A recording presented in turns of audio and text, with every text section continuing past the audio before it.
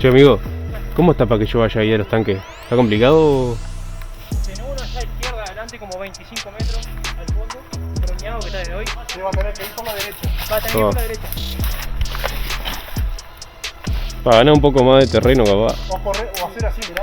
O hacer pin y raspar. Es lo que estaba pensando. Claro, sí, eso lo puede hacer. Che, Ulises, ¿me cubren acá? Voy a ir hasta los tanques. Dale, está bravo, que te ponemos cuando corras cubre. Bueno, 1, 2, 3. Paso.